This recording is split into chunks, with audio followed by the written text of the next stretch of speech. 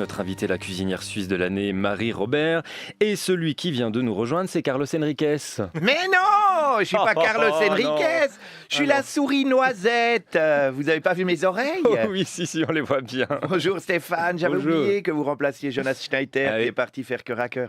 Je l'ai vu dans son cube de verre, on aurait dit un phasme dans le terrarium d'une salle de biologie d'école secondaire. Bon, vous n'êtes pas beaucoup plus gras, Non, Stéphane. Ça C'est suffit quoi? sur les phasmes. Hein. C'est le siège d'animateur des beaux-parleurs qui supporte pas une charge de plus de 30 kilos? Marie, j'ai décidé aujourd'hui en direct à la radio de sortir de l'ombre, de trahir notre petit secret, de sortir de ton chignon. Oui, c'est moi la souris noisette qui seconde Marie Robert depuis ses débuts, même depuis son enfance. Bon, Stéphane, vous qui avez l'air d'un enfant, vous connaissez peut-être mon cousin Rémi qui joue dans Ratatouille, Oui. rendu célèbre par Pixar en 2007. Eh ben moi, comme mon cousin, j'ai fait progresser Marie Robert jusqu'à notre consécration cette année où on a été élue cuisinière de l'année Goemio 2018. Notre histoire a commencé à Prilly. Tu te souviens, Marie? Oui. J'étais encore qu'une toute petite souris et j'habitais dans la cave de tes parents. Et toi, tu venais souvent me rendre visite. Enfin, disons que tu venais piquer les ingrédients dont tu avais besoin pour confectionner des gâteaux. Et on a appris ensemble l'art de la cuisine. Dans la cave de tes parents, j'avais déjà dévoré quelques livres de grands chefs. Puis après, on est devenus inséparables, Marie et moi. Hein. On a même partagé nos hobbies, par exemple. On aime bien regarder nos confrères à la télévision. Alors, je te laisse regarder Top Chef et tu me laisses regarder Tom et Jerry. Et on a commencé notre apprentissage au Bleu Lézard à Lausanne en faisant équipe. Alors croyez-moi, c'est pas facile pour une souris de vivre dans la cuisine d'un restaurant. Hein. En plus en Suisse, le pays de la propreté, on me pourchasse à coups de balai et de kilos de morora. Alors mon cousin de Ratatouille, il se cachait dans la toque de son copain Linguini, mais sur ta tête, Marie, on peut pas mettre une toque tellement ton chignon roux est énorme. La question que personne ne s'est jamais posée, c'est « il y a quoi dans ce chignon ?» Eh ben, il y a moi. C'est là que j'habite. C'est moi qui te dirige en te tirant les cheveux pour t'indiquer les aliments et les assaisonnements que tu dois mettre dans tes plats, comme une marionnette. Et au Bleu Lézard, il fallait aller vite. Hein, mais Marie et moi, non, on avait envie de faire des jolis petits plats. Alors on est parti au Beau Rivage Palace, au bord du lac de Lausanne. Mais ce restaurant était beaucoup trop vitré. On aurait pu me voir de partout. Alors je passais tout mon temps caché dans ta chevelure, Marie. Terrorisé. Et se cacher dans un chignon aussi touffu, sous les toits de verre, ça fait étuve, hein. Un vrai hammam. S'il n'y avait pas eu le lac pour me rafraîchir, j'aurais fini en réduction de souris, en papillote de cheveux roux, ou en côte de souris rassis sur crâne de cuisinière. Alors du coup, on est parti à Cordy-en-Bage, près de Bordeaux, dans un magnifique château au vaste parc, tu te souviens?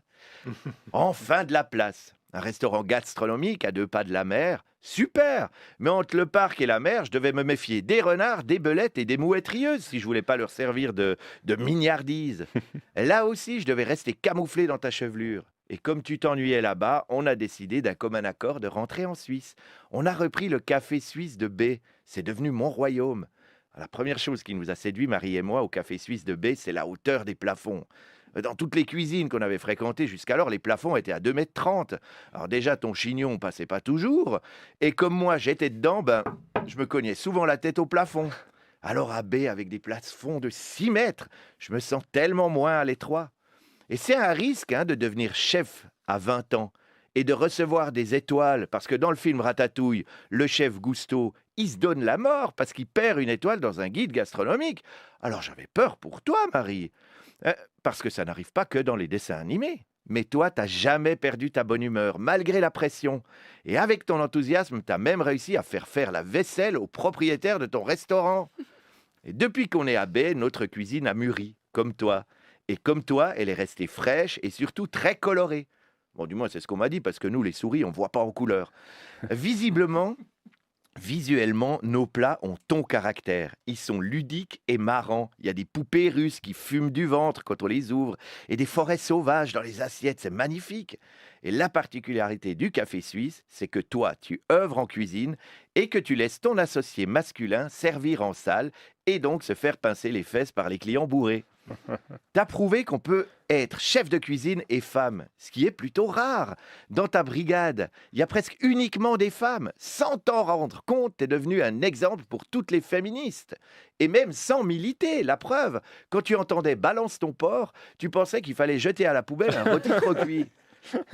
Tu as bien choisi ton métier, Marie. En tant que femme romande, tu avais plus de chances d'être élue cuisinière de l'année que conseillère fédérale.